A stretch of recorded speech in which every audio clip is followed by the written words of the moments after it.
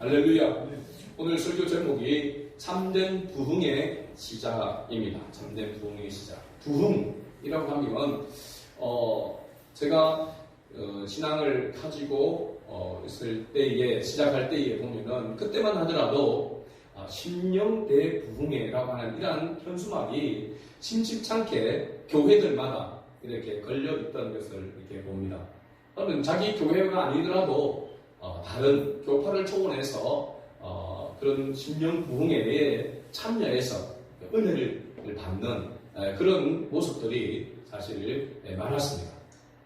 어느 순간 이 부흥이라고 하는 이 단어가 굉장히 그 의미와 그 사모하는 그 단어만 들어도 가슴이 뛰는 그런 단어가 아니라 왠지 이 부흥이라고 하는 이 단어가 성장이라고 하는 것과 맞물려서 성장하지 않으니까 부흥이라고 하는 이 단어 자체도 굉장히 쇠퇴되어져 가는, 퇴색되어져 간다라고 하는 그러한 느낌을 이렇게 받습니다. 그러나 부흥이라고 하는 이 단어는 우리 모든 그리스도인과 교회가 항상 추구하고 기도해야 될 아주 중요한 단어라고 하는 사실입니다. 항상 우리가 교회의 부흥을 위해서 기도해야 되고 우리 자신의 부흥을 위해서 항상 기도해야 되는 그런 단어임에는 틀림없는 사실입니다. 부흥이라는 단어를 의학사전에서 찾아보니까 쇠퇴하였던 것이 다시 일어남이라고 이렇게 되어 있습니다. 쇠퇴하던 것, 꺼져가던 것이 다시 살아난다라고 하는 그런 의미로 이렇게 이야기를 하고 있습니다. 그러나 성경적인 의미에서 부흥은 여호와께로 돌아감입니다. 여호와께로 돌아감. 따라합시다. 여호와께로 돌아감. 여호와께로 돌아감. 여호와께로 돌아간다라고 하는 것은 회복의 의미가 더 강하다라고 하는 사실입니다. 그래서 부흥이라고 할 때 이 부흥은 바로 여호와께로 돌아간다라고 하는 그런 의미인데 회복이라고 하는 단어의 의미와 같다라고 이렇게 말할 수 있습니다. 그래서 교회 부흥과 교회 성장이라고 하는 것과는 차이가 분명히 있다라고 하는 사실입니다. 어떤 차이냐면 우리가 지금 교회가 성장이라고 하는 것에 딜레마에 빠져 있습니다. 계속해서 교회가 성장해 오다가 이 성장이 둔화되어지고 오히려 마이너스 성장으로 이렇게 접어들면서 이 성장이라고 하는 그 부분들이 굉장히 굉장히 단어 자체가 이제 우리에게서 좀 낯설어지는 그런 단어가 되고 말았습니다. 그러나 부흥이라고 하는 것과 이 성장이라고 하는 것이 어떻게 보면은 같이 부흥이라고 하는 이 속에 함께 포함되어 있지만은 엄격하게 따지면은 차이가 있다라고 하는 사실입니다. 부흥이라고 하는 것은 여호와께로 돌아간다, 회복한다는 그런 의미에서 보면은 숫자적으로나 또 재정적인 이런 물질적인 이런 부분에서 때로는 오히려 그야말로 쇠퇴돼가는 약해져가는 그런 부분이 있을지라도 부흥은 있을 수 있다는 사실입니다. 얼마든지 부흥은 있을 수 있다는 거죠. 그러나 성장이라고 하는 측면을 보면 숫자적으로나 양적으로 더해져가는 그런 부분이 성장이죠. 그래서 부흥과 성장이 어떤 측면에서는 함께 가는 부분도 있지만 어떤 부분에서는 다르다라고 하는 사실입니다. 부흥은 있을 수 있어도 성장은 있지 못할 수도 있다는 사실입니다. 그런 의미를 우리가 오늘 본문을 통해서 우리가 본다면 오늘 본문에 참된 부흥의 시작이라고 했는데 이 부흥이라고 하는 그 측면에서 볼 때에 성장과는 조금 괴리가 있다라고 이렇게 말할 수 있는 것이죠. 자, 지금 우리가 지난 32장에서 이렇게 살펴보면은 이스라엘 백성들이 출애굽하고 해서 많은 숫자가 거의 약 어린아이와 여자와 전체를 다 포함하면 약 250만 명에 되는 그런 엄청난 민족을 이루어서 출애굽을 한 것입니다. 그래서 시내산 아래에 머물게 되어진 것이죠. 그런데 이들이 거기에서 시내산 아래에서 금송아지 우상을 만들어서 숭배함으로 말미암아 그날에 여호와께서 죽이신 것과 모세가 레위 자손을 통해서 죽인 것을 다 포함하면 약 2만 3천 명이 죽임을 당했습니다. 2만 3천 명이 250만에서 2만 3천 명은 크지 않을 것 같지만은 오늘날로 보더라도 2만 3천 명이 한 날에 죽임을 당했다라고 하는 것은 엄청난 그러한 충격이요, 엄청난 숫자라고 이렇게 말할 수 있습니다. 이런 찰나에, 이런 때에 부흥이 일어나게 되어졌다라고 하는 사실입니다. 이 사건을 통하여서 다시 여호와께로 돌아가는, 다시 여호와와 회복되어지는 그러한 부분들이 시작되어진다라고 하는 것을 봅니다. 그래서 어떤 측면에서 보게 되면 많은 숫자적으로는 많은 줄어들었지만 그것이 꼭 성장의 측면에서 보면은 마이너스 성장이 되지만은 부흥이라는 측면에 보면은 그런 가운데서, 더 어려운 상황 가운데서 다시 일어나게 되어지는, 다시 여호와께로 돌아가게 되는 그런 계기가 되어졌다라고 하는 것을 우리가 살펴볼 수 있습니다. 그래서 오늘 본문은 이스라엘 백성들이 금송아지 숭배 사건으로 하나님의 징계를 받은 후 여호와 하나님께서 모세에게 다시 명령하는 그런 말씀이 나와 있습니다. 1절에서 3절 말씀 우리 다시 한번 더 읽어볼까요? 1절에서 3절 같이 읽어봅니다. 여호와께서 모세에게 이르시되 너는 네가 애굽 땅에서 인도하여 낸 백성과 함께 여기를 떠나서 내가 아브라함과 이삭과 야곱에게 맹세하여 이 자손에게 주기로 한 그 땅으로 올라가. 내가 사자를 너보다 앞서 보내어 가나안 사람과 아모리 사람과 헷 사람과 브리스 사람과 히위 사람과 여부스 사람을 쫓아내고 너희를 적과 꿀이 흐르는 땅에 이르게 하려니와 나는 너희와 함께 올라가지 아니하리니 너희는 목이 곧은 백성인즉 내가 길에서 너희를 진멸할까 염려하느니라 하시니. 자, 여호와께서 모세에게 다시 이스라엘 백성을 향하여서 명령한 그런 말씀입니다. 여호와께서 모세에게 명령한 이 말씀을 보면은 여호와께서 이스라엘 백성에 대한 그 화, 이 우상 숭배로 인하여 하나님께서 그 화가 아직까지 가시지 않은 듯한 그런 느낌을 분명히 받습니다. 그 가운데 하나가 바로 뭐라고 했냐면 하나님은 이스라엘 백성들을 내 백성이라고 했습니다. 암이라고 했습니다. 그러나 여호와께 범죄하고 다른 것을 섬기게 될 때에 로암이 내 백성이 아니다라고 이야기하겠죠. 그리고 오늘 여기 보면 네가 애굽 땅에서 인도하여 낸 백성이라고 말하고 있습니다. 네가 누굽니까? 모세를 말하고 있습니다. 내가 애굽 땅에서 인도하는 내 백성, 하나님의 백성이 아니라 모세의 백성이라고 이렇게 말하고 있는 것이죠. 그러면서 내가 사자를 너보다 앞서 보내, 여기 사자는 하나님의 대리자를 말하고 있습니다. 하나님의 대리자를 앞서 보내어서 가나안 그 여섯 족속들을 쫓아내고 젖과 꿀이 흐르는 땅, 약속의 땅, 바로 가나안 땅으로 그들이 이르게 하겠다. 이건 아브라함과 이삭과 야곱에게 언약했던, 약속했던 그 땅을 말하고 있습니다. 그 땅으로 인도하여 드리겠다라고 그렇게 말하고 있습니다. 그런데 뒤에 보면 나는 너희와 함께 올라가지 아니하리니. 하나님은 모세와 이스라엘 백성과 함께 가나안 땅으로 올라가지 아니하겠다라고 말하고 있습니다. 그 이유가 남아있죠. 그 이유가 뭐 때문입니까? 너희는 목이 곧은 백성인즉 내가 길에서 너희를 진멸할까 염려함이니라 이렇게 말하고 있습니다. 목이 곧은 백성 우리가 앞에서 살펴봤습니다. 바로 탐욕과 교만한 모습입니다. 교만은 하나님 중심에서 누구 중심으로? 자기 중심으로 나아감을 말하고 있습니다. 그래서 탐욕이 곧 우상숭배라고 말하고 있는 것이죠. 우상숭배, 그 탐욕으로 인하여서 그 탐욕은 바로 교만함에서 나왔다라고 하는 것을 알 수 있습니다. 하나님이 중심이 아닌, 하나님께 가치를 두는 것이 아닌 자기에게 가치를 두고 자기 중심으로 나아갔다라고 말하고 있습니다. 그러면 하나님이 뭐 할 수밖에 없는 겁니까? 진멸할 수밖에 없다라고 말하고 있습니다.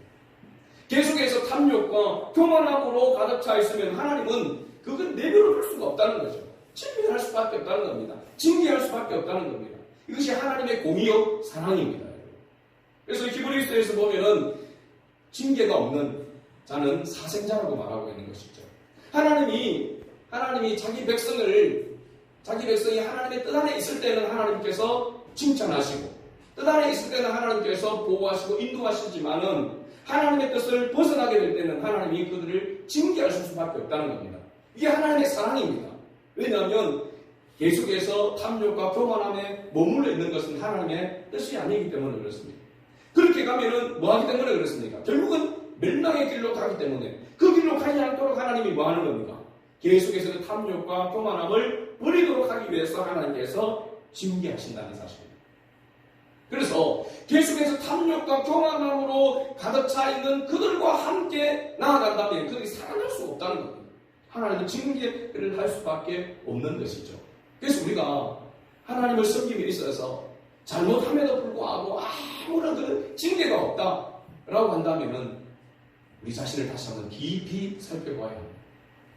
하나님의 뜻 안에 내가 살지 못하고 하나님을 거스려 살아갈 때에 어떤 그런 일들이 일어나게 된다면 하나님이 나를 사랑해서 하나님과의 관계를 회복하도록 하기 위해서 하나님께서 이렇게 징계하시는구나, 회초리를 넣으시는구나 라고 이렇게 생각해야 하는 겁니다. 그래서 오히려 그런 어려움들이, 힘든 그런 시험들이 우리에게 위로가 되어지게 되고 하나님께로 돌아갈 수 있는 그런 동기가 될 수가 있는 것이죠. 그래서 시험 당한 것이 오히려 내게 복이 될 수가 있다라고 하는, 고난 당한 것이 내게 유익이 될 수 있다라고 말하고 있는 것입니다.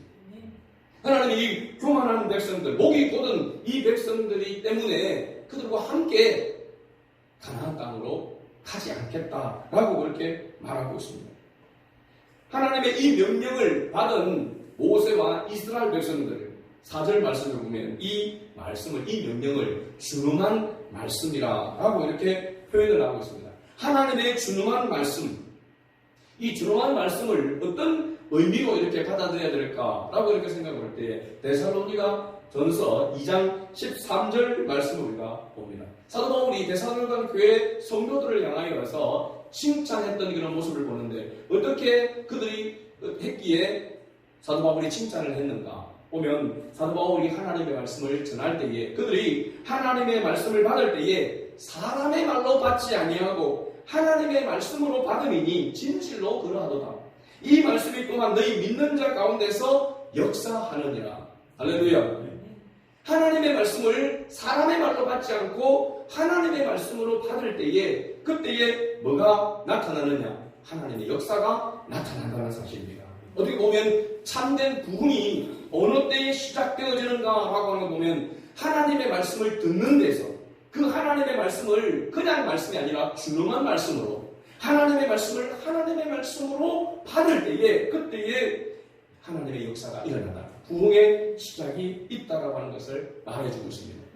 여호와께서 모세를 통하여 이스라엘 백성들에게 명령한 말씀을 백성이 준엄한 말씀으로 듣고 그 다음에 어떤 반응을 보여주고 있는지를 우리가 살펴보기 원합니다. 바로 4절 말씀입니다. 다시 한번 4절을 읽어볼까요? 같이 읽어보겠습니다. 백성이 이 준엄한 말씀을 듣고 슬퍼하여 한 사람도 자기의 몸을 단장하지 아니하니. 아멘.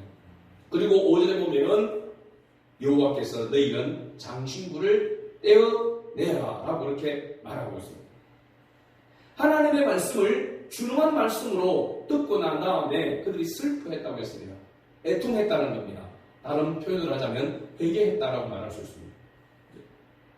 자기들이 탐욕과 그 교만함에 의해서 우상 숭배함으로 인하여서 하나님의 그 진노가 그들에게 임하게 되어서 하나님께서 내가 약속한 대로 약속은 지키겠지만 나는 너희와 함께 하지 않겠다라고 이야기합니다. 하나님이 함께 하지 않는 것은 곧 뭡니까?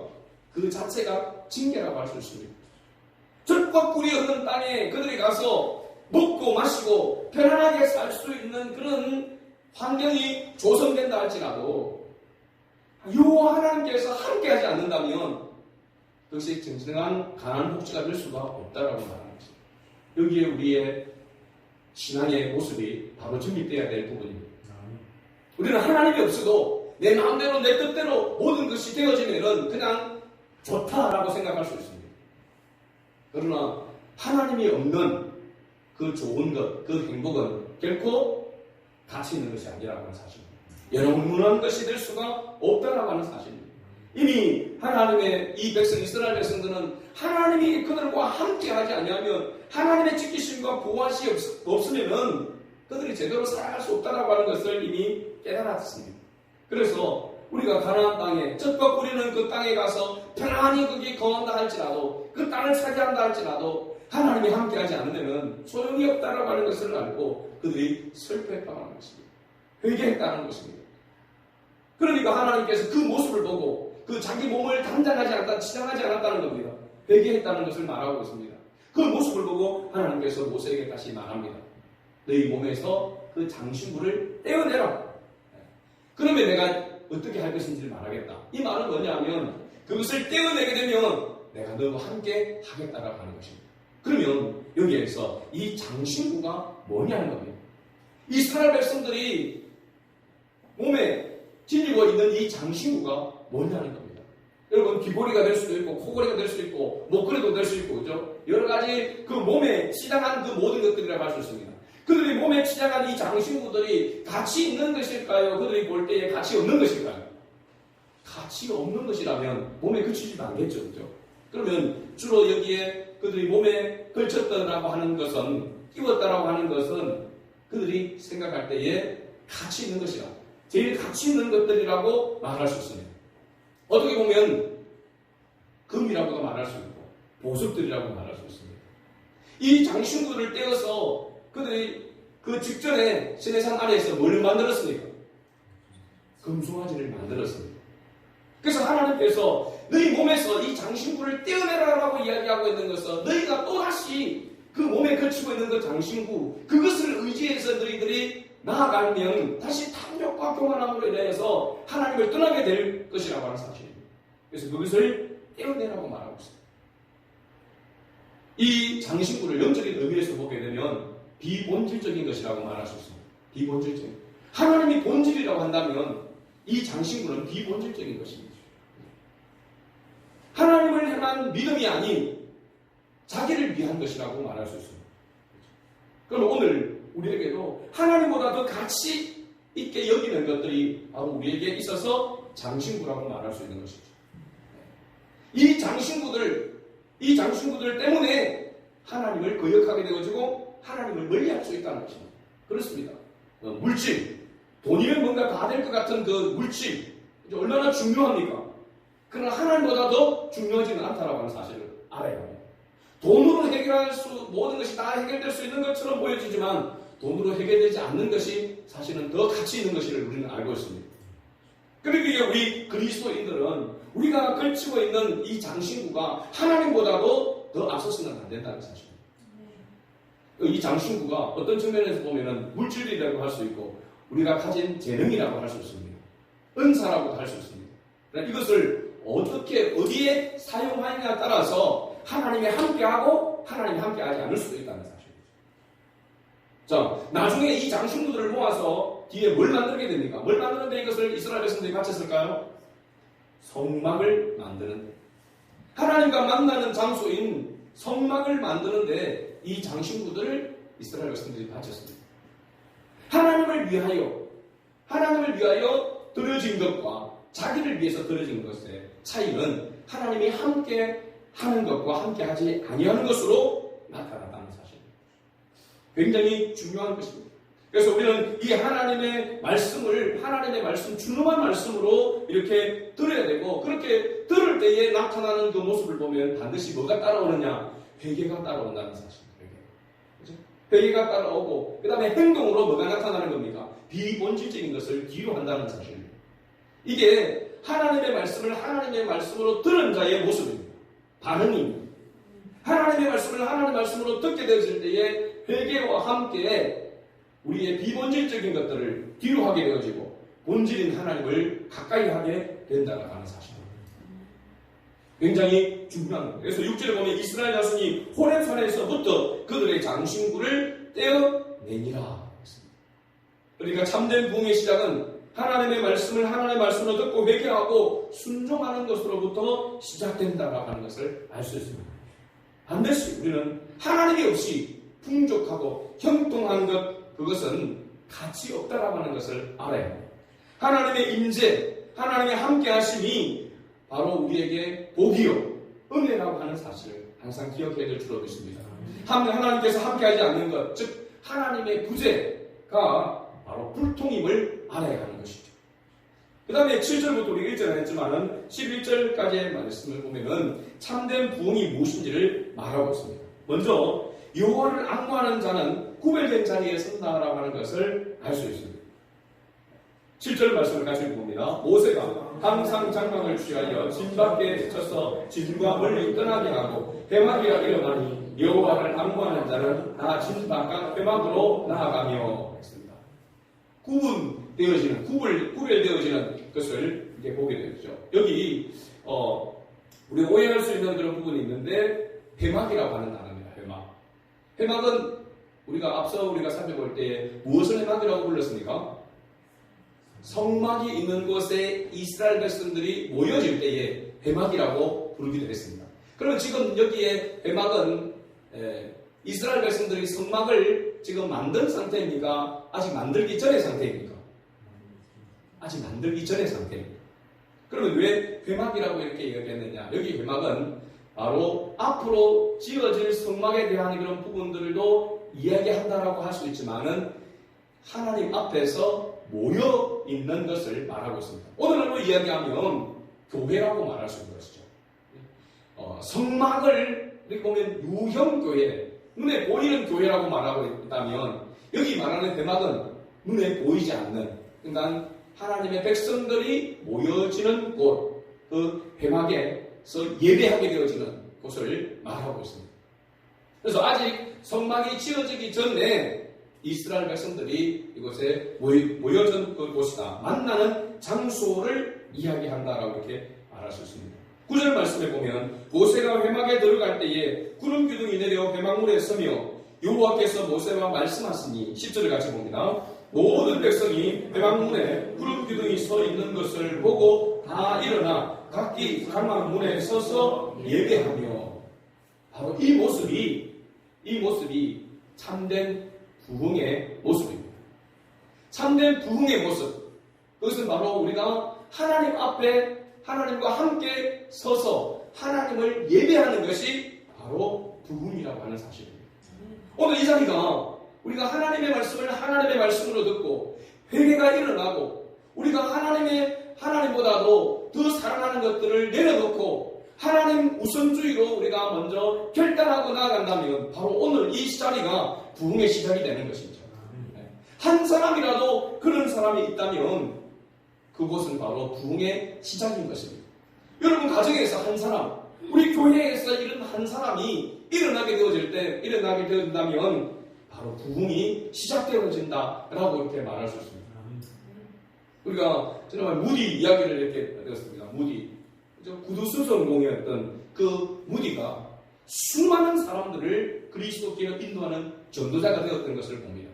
그가 하나님의 말씀을, 그 복음을 듣고, 그렇죠? 바로 오늘 이스라엘 백성들처럼 회개하고 돌이켜서 하나님 중심으로 하나님을 위하여, 사도 바울도 마찬가지입니다. 그런 모습으로 나아가게 될 때에 수많은 사람을 살리는, 사도 바울은 수많은 교회를 세우고 하나님의 나라를 세워가는 길에 쓰임받는 그런 사람으로 세워졌던 것처럼 오늘날도 여러분 우리가 함께 그런 사람으로 세워지기를 위해서 기도해야 되겠지만 우리 가운데 한 사람이라도 이와 같은 은혜가 임하게 되어지면 그를 통하여 부흥의 역사가 일어나게 된다는 사실입니다. 바로 그래서 부흥의 주인공이 바로 되는 것이죠.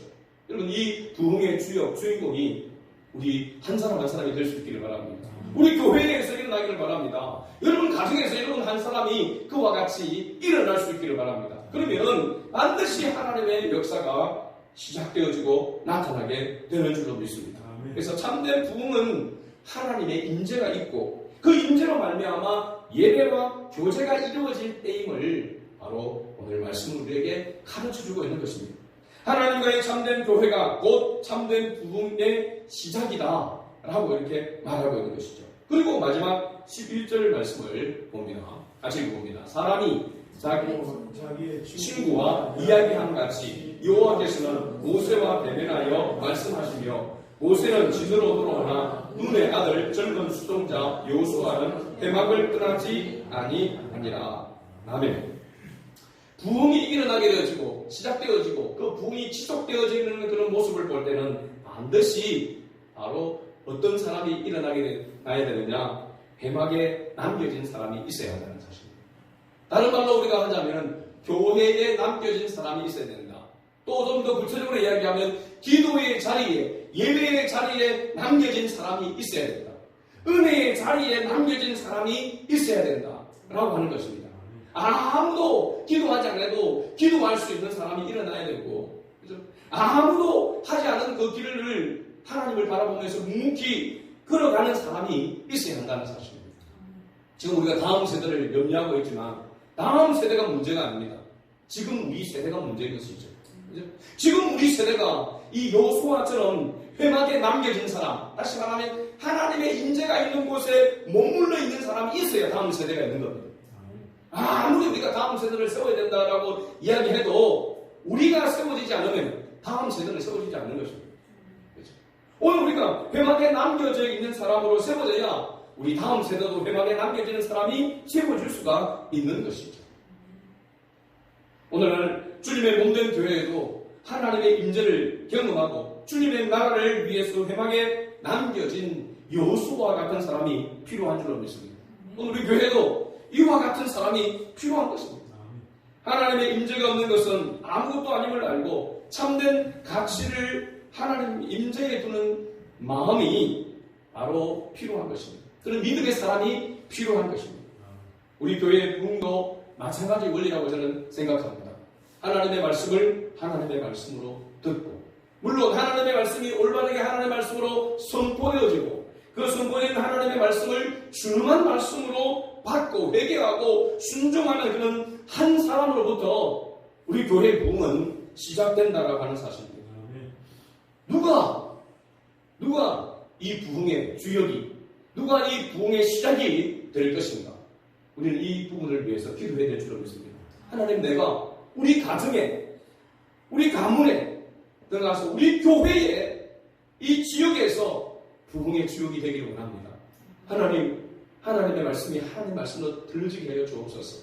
하나님의 말씀을 들을 때 내 가슴이 뜨거워지게 하시고 회개가 터져 나오게 하시고 하나님보다 더 사랑하는 것들을 내려놓을 수 있는 그런 은혜를 주옵소서.